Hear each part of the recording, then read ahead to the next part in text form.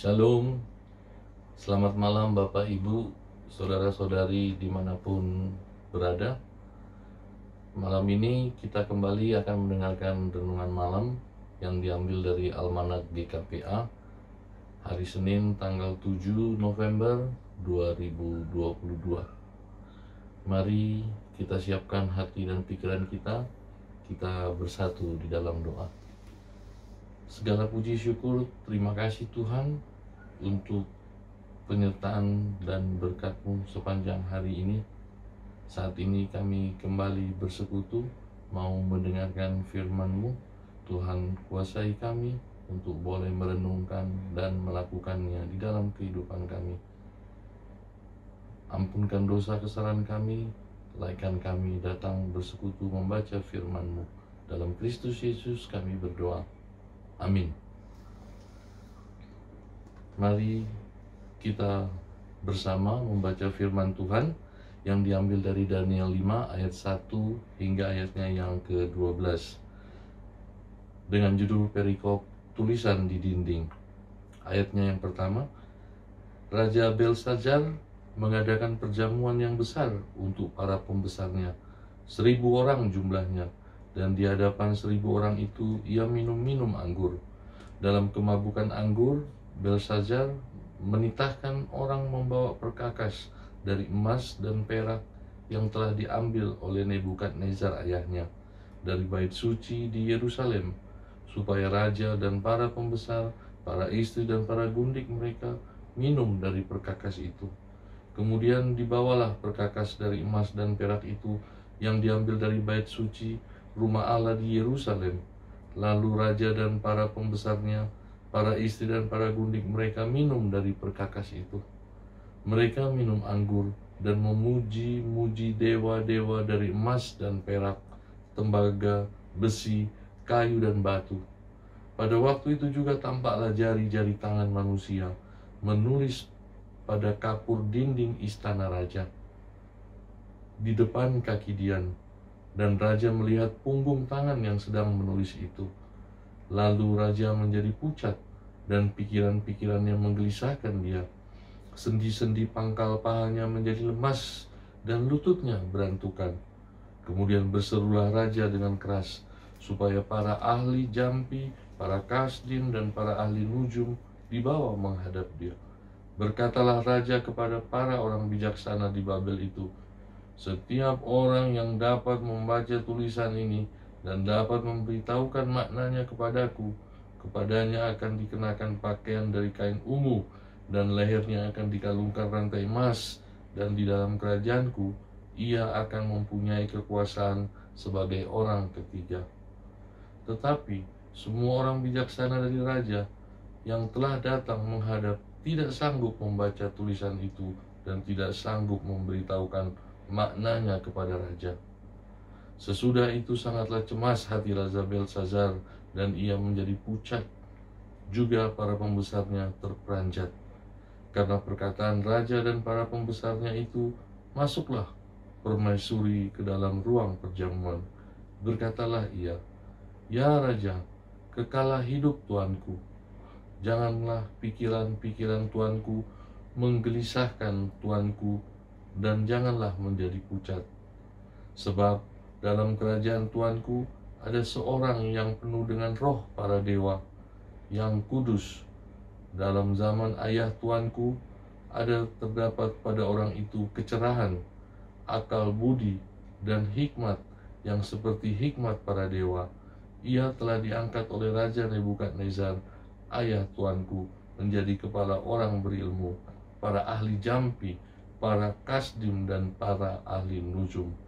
Karena pada orang itu terdapat roh yang luar biasa dan pengetahuan dan akal budi, sehingga dapat menerangkan mimpi, menyingkapkan hal-hal yang tersembunyi dan menguraikan kekusutan, yakni pada Daniel yang dinamai Belsazar oleh raja.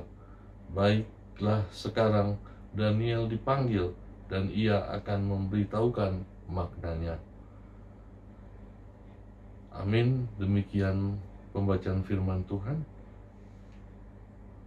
Renungan malam ini kita beri judul belajar dari kesalahan. Ketika Raja Belsazar memakai dan mencemarkan segala perkakas yang kudus dari bait suci di Yerusalem dengan memakainya dalam perjamuan yang besar bagi para pembesar, para istri dan gundiknya untuk meminum anggur sampai mabuk dan memuji-muji dewa-dewa mereka, Allah mengingatkan kejatuhan dan menghukum Raja Belsazar melalui tulisan di dinding istana raja. Di depan kaki Dian, banyak para ahli jampi, para kasdim, dan ahli nujum yang tidak mampu membaca dan mengartikan makna tulisan tersebut. Dalam kecemasan raja, lalu permaisuri yang mengetahui sejarah saat suaminya Nebukadnezar menjadi raja, menyampaikan bahwa ada seorang yang mampu untuk membaca dan mengartikan makna tulisan yang menjadi kegelisahan raja. Dialah Daniel. Ia memiliki roh para dewa yang kudus, kecerahan, akal budi dan hikmat seperti hikmat para dewa. Akhirnya Daniel dipanggil menghadap raja. Dengan pertolongan Tuhan, Daniel mampu membaca dan mengartikan makna tulisan bahwa kerajaan Babel diambang kejatuhan. Melalui firman Tuhan, hari ini kita melihat bahwa Raja Belsazar rupanya tidak belajar dari sejarah. Ia lupa bahwa ayahnya Nebukadnezar berlaku sombong dan melakukan dosa di hadapan Allah yang Maha Kuasa. Belsazar mengulanginya dengan melakukan kesalahan yang sama. Kekuasaan membuatnya tidak takut pada siapapun, bahkan kepada Allah Israel yang kenal melalui riwayat hidup ayahnya. Ia berani melecehkan hadirat Tuhan. Tuhan menghukumnya. Kerajaannya terpecah menjadi dua dan maut pun menjemputnya. Sungguh mengerikan akibat yang harus diderita karena kesombongan. Mari kita belajar dari riwayat hidup tokoh-tokoh Alkitab, baik keteladanan maupun kesalahan yang mereka lakukan.